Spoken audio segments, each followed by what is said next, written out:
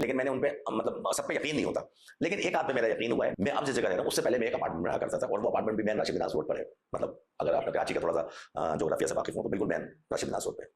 तो मेरे तकरीबन सामने वाले फ्लैट के बराबर वाले फ्लैट में, ऐसा मेरा फ्लैट है सामने उसके बराबर वाले फ्लैट एक फैमिली रहती थी। उसकी जो वालदा थी ना वो इस काम में इन्वॉल्व थी। इतने गंदे उनके घर के मतलब माहौल था। 2 बच्चे उनके एबनॉर्मल थे, बिल्कुल पागल जिसको कहेंगे। 2 बच्चे हाफ 50-50%।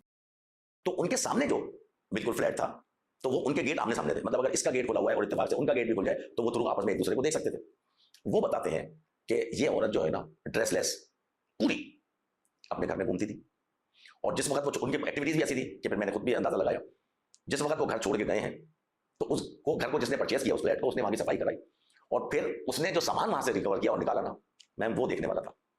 गंदे किस्म के कपड़े, गंदे किस्म की वो मतलब डॉल्स जिसमें ये सुइयां टाइप की होती है ना वो, और एक ऐसी स्मेल थी कि जिस वक्त उन्होंने उनके घर के मतलब रूम्स के दरवाजे खोले ना, और जो विंडोज वो तो अंदर जो अलमारियां शलमारियां थी और जो वॉशरूम थे उनके दरवाजे खोले सफाई करने के लिए, तो पूरा कॉरिडोर पूरा जो फ्लोर था ना, उन्होंने अपने नाकों पे हाथ रखे हुए थे और वो बोले थे क्या हो क्या गया ये, जो लोग सफाई कर रहे थे उनका क्या हाल हुआ होगा।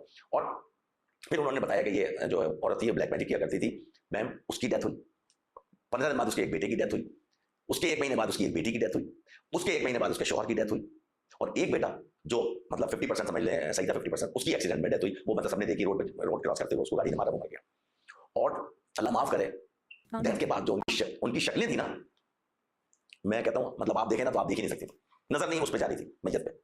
मतलब अगर नजर डालें तो फौरन दिल करता था अपनी आंखें दूसरी तरफ कर लें। बिल्कुल, अल्लाह जो ब्लैक मैजिक में इन्वॉल्व होते हैं और इस तरह की चीज़ों में इन्वॉल्व होते हैं, अल्लाह उनको हिदायत दे। अभी हमने जिन्नात की बात की, ब्लैक मैजिक की भी आपने हमें कुछ डिटेल्स बताई। मुझे बताइएगा कभी किसी ऐसे इंसान से आपका वास्ता पड़ा है जिस पर जिन्नात का साया हो या हो चुका हो? ऐसे 2-3 लोगों से वास्ता पड़ा मेरा। एक मैं वाकया बताऊं अपनी यंग एज का। मैं मेरे ख्याल से हार्डली 22-25-24 साल का हूँगा, यही मेरी एज होगी उस वक्त। तो मुझसे मेरे नेबर थे, और वो बिल्कुल यानी कि मुझसे वो बंदा लड़का जो